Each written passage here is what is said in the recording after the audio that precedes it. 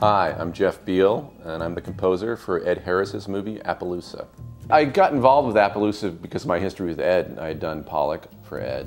And when I heard that it was a Western, I sort of got a little nervous, to be honest with you, because that's a really loaded genre.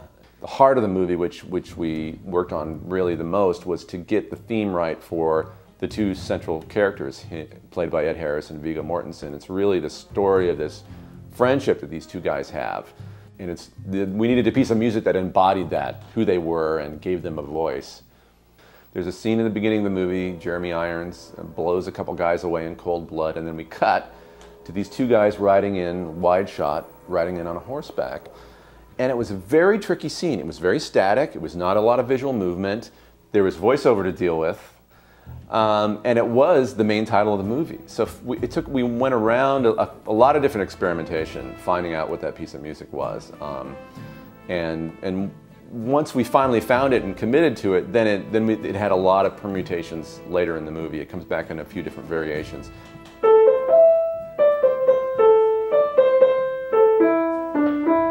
It's like a little folk western pentatonic little thing, you know? This was not a revisionist Western. It wasn't trying to put some spin on it that was completely foreign to the past type of films. On the contrary, it was actually sort of, Ed wanted to make much more of like a classic Western movie. So we ended up really paying homage to some of those sounds, especially in the choices of instruments. I think what made the score fun for us to do was that it also needed to be really specific to these characters, about the sort of sense of humor in their lives and the sense of stoic strength that they had. And also there's a certain swagger that these guys had, you know, they were just kind of cool. So I actually went back to my jazz roots a little bit. There's some of the use of rhythm in the score relates a little bit back to that. Some of the uses of the trumpet, for example, even got occasionally a little jazzy.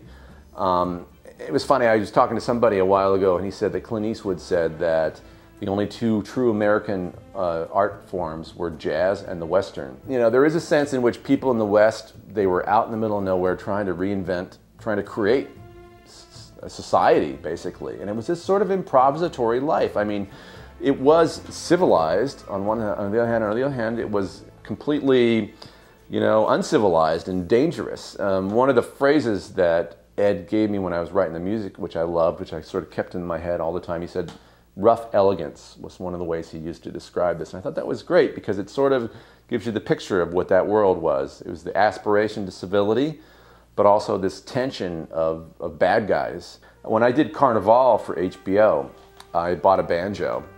I don't really play banjo at all, but there's a lot of things I don't play that I own, and the banjo was one of those. And part of the reason I got it was I'd heard somebody bow a banjo once, and I thought that was the coolest thing, you know, like with a violin bow. And I never got to use it because I bought it like at the end of our second season and we never got a third season.